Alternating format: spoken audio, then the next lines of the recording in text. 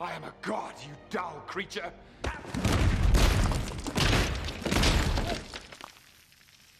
Asgardians, Olympians, Egyptians, Celestials. There are so many different gods that have been introduced or referenced inside of the MCU, with most of them inspired by, or at least closely derived from comic books. Some have been altered or interpreted slightly differently on the screen. This video will rank the strongest and most powerful gods that we've met so far in the MCU, while acknowledging the plethora of powerful gods briefly seen or mentioned in passing, such as Bast, Rapu, Osiris, Bao the Dumpling God, and the God of Carpentry, as well as many others. We will instead focus on the most prominent and relevant of the bunch. So without any further ado, let's go ahead and dive right into it. We'll start our list off with a double entry, honorably mentioning two of the strongest and baddest supervillains ever encountered across the universe. Often mistaken or referred to as godlike, the Mad Titan Thanos and Gorr the God Butcher aren't technically deities themselves. However, individually they've each garnered enough power to destroy gods with ease. An eternal deviant hybrid, Thanos yearns to be worshipped as a god and use the Infinity Gauntlet to snap away half of the universe, gods included. Gorr, on the other hand, despises gods, stumbling across All Black the Necrosword, which gave him enough power to hunt and dispatch them handily. Doing that caused him to essentially ascend to god-level stature himself. So while these two aren't actually gods, they get a well-earned honorable mention. Fun fact, in the comics, Gorr actually threw a complete fit when someone revealed to him that people were, in fact, worshipping him as a god. So if this list was about comic gods, then Gorr would actually fit the bill pretty well. But alas, it's not, so this is where he's gonna sit. And as far as Thanos, he's often referred to by himself as a god, at least while he's wielding the Infinity Stones. But like with Gorr, the opinions of others, and in this case himself, doesn't really matter much when it comes to godhood, when actual god powers are what counts. So no points for the purple guy either. Axel, formerly Astrid, changing his name after discovering Guns N' Roses, is the son of Heimdall and was introduced recently in Thor: Love and Thunder, using similar abilities as his father. Training his sword skills with Valkyrie in New Asgard, Axel was able to maintain astral communication with Thor, after he and other children were abducted by Gorr's shadow monsters. With Asgardian physiology and showing that he can use the Battle Axe Stormbreaker to summon the Bifrost, Axel is well on his way to one day taking his father's place as the gatekeeper of New Asgard. Speaking of Heimdall, we discovered at the end of Thor 4 that he continues to exist in some capacity, as he greeted Jane in the afterlife realm Valhalla. Hi. Welcome to Asgard.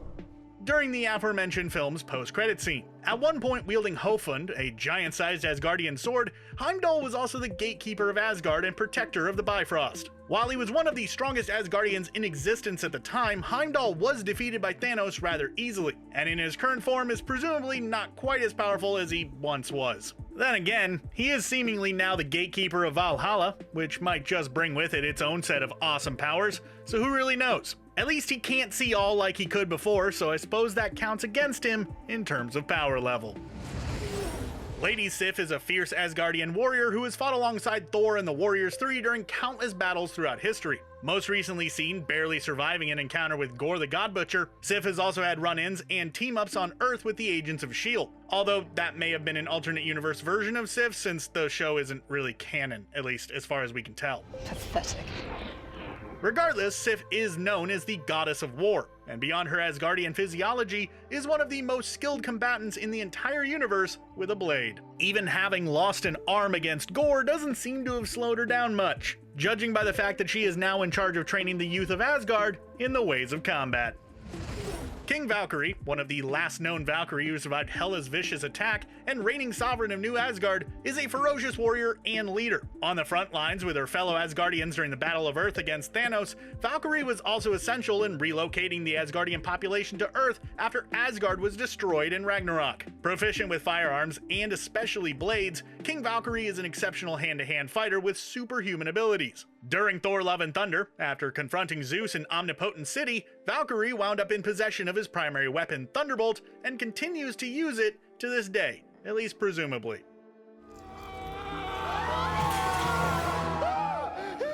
The goddess of women and children, Taweret is one of the Ennead, a race of Egyptian gods. Serving as a guide through Mark Spector and Stephen Grant's journey to the afterlife, Taweret has the appearance of an anthropomorphic hippopotamus. Although Egyptian gods can become restricted by the limits of their chosen avatar for the most part, Taweret is still an incredibly powerful deity. Nothing is really known about her combat skills or notable feats. However, like all Egyptian gods, she chose and powered up an avatar of her own in Layla, rendering her a female version of the Scarlet Scarab from the comics.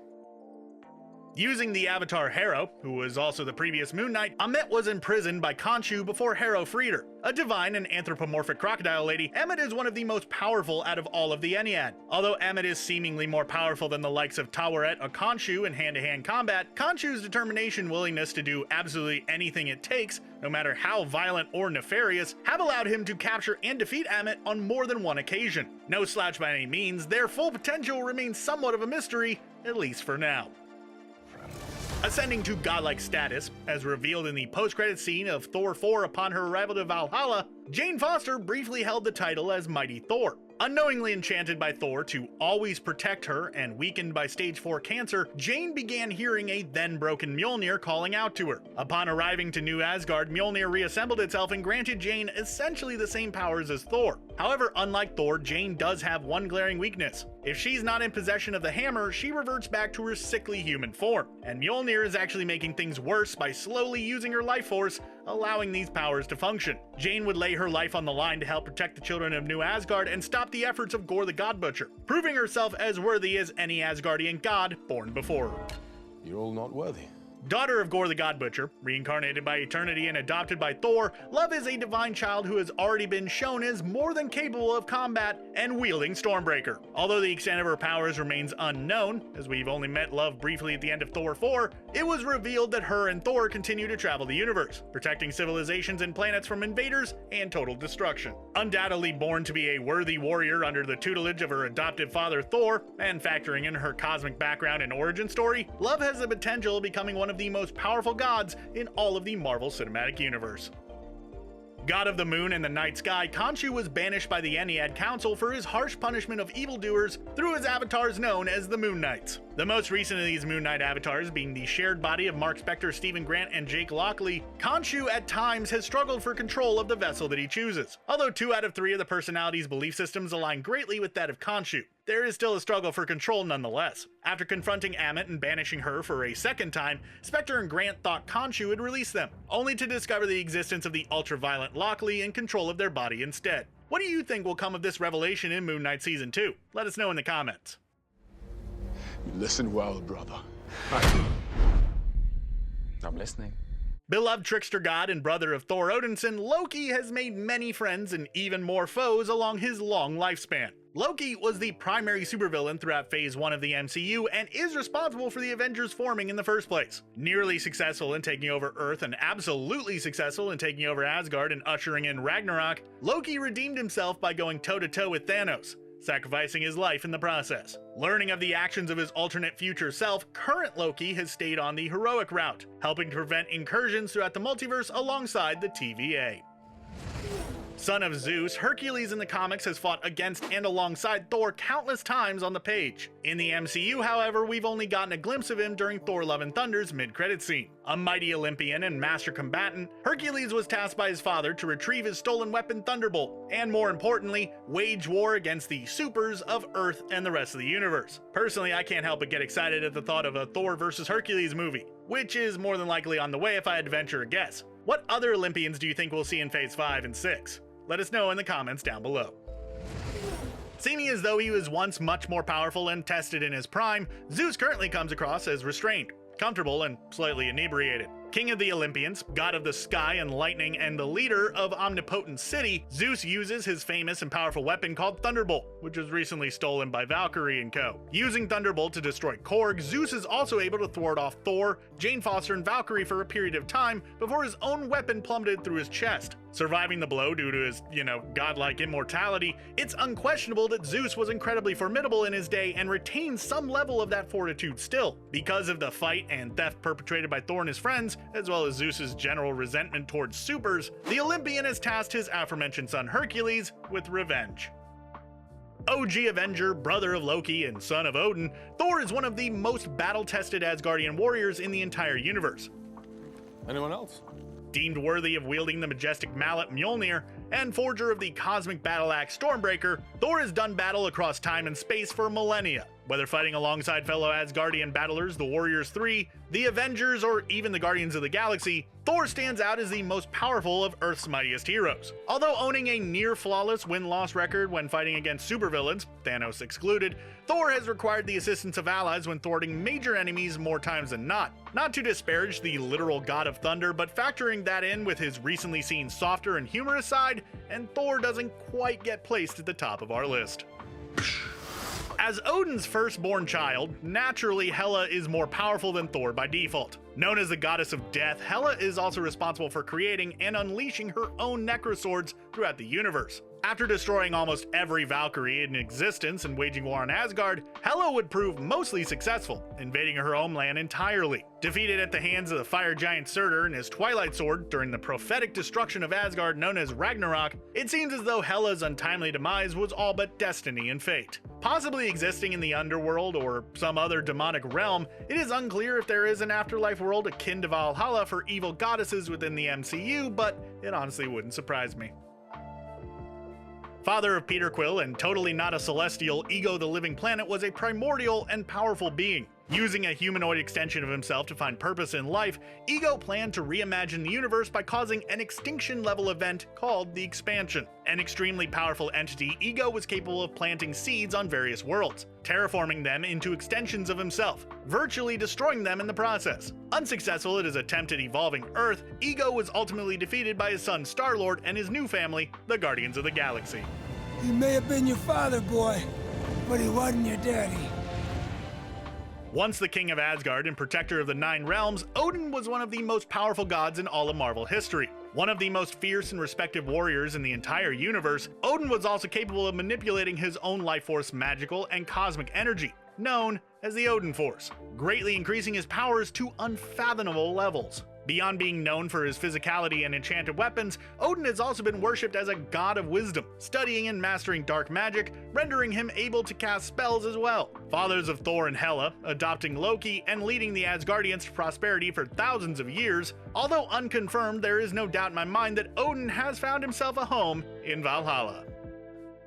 A part of a race of omnipresent and observant beings known as the Watchers, and residing in the nexus of all realities, Uatu has also sworn an oath of non-interference. With the ability to observe the entire multiverse, Uatu was forced to break his vow upon discovering a variant of Ultron who was able to acquire all 6 of the Infinity Stones. Assembling an Avengers-like team of his own, known as the Guardians of the Multiverse, Uatu set out to defend the multiverse and was successful in doing so. An immortal being referred to as a god, Uatu is also capable of traveling interdimensionally or throughout time on a whim. Because it took so long for him to break his oath, the upper limits of Uatu's abilities remain largely unknown, making him one of the most mysterious and potentially powerful characters in all of the cosmos. The Celestials are the oldest race of deities in the entire universe. Entities with vast matter and energy manipulation abilities, the Celestials are responsible for the Big Bang and for creating all of existence throughout the cosmos. With a variety of Celestials operating over the course of billions of years, they have been individually responsible for a variety of tasks and purposes. Jemiah the Analyzer and Nezar the Calculator aided in the creation of the planets and the stars. Hargan the Measurer and Tiamat the Communicator were used as seeds implanted inside of planets, set to destroy them upon their birth, the latter Tiamat being halted by the Eternals. Urson the Searcher even once held the Power Stone, using it to ruthlessly destroy an entire planet on his own accord. Although as individuals and collectively they are the most powerful cosmic gods in all of the MCU, one Celestial inevitably ranks higher than them all. Known as the Prime Celestial, Arishem the Judge is responsible for creating the very first sun in existence, and by proxy, the first known life force in the entire universe. Responsible for also creating the Deviants, a monstrous apex race designed to ensure the development of all sapient life forms on all planets, Arishem realized his mistake when the Deviants broke bad and began hunting down and wiping out all of life that they encountered. Forced to create synthetic versions of Celestials to stop Deviants, known as the Eternals, Arishem the Judge is essentially the closest thing to God himself that we have met within the MCU thus far. Or is he? The bodiless embodiment of the entirety of the universe itself, Eternity easily secures the #1 spot on our ranked list. Existing since before the beginning of time, Eternity is a powerful cosmic entity and representation of the universe, with unlimited control over reality. Completely free of any physical limitations, Eternity not only exists outside of everything, but is capable of granting wishes and bestowing power upon any living being, as seen with the reincarnation of Love during Thor: Love and Thunder. Although we haven't seen Eternity in combat, it is completely irrelevant, as Eternity could just simply erase any type of threat from existence on a whim, making him the most powerful godlike being that we've met inside the Marvel Cinematic Universe thus far. And that's our list. Did we leave anybody or any being out? Are you mad that we didn't include the statues briefly seen referencing the Living Tribunal and the One Above All? Let us know in the comments, and be sure to hit that thumbs up and click subscribe for more divine and cosmic content coming at you soon.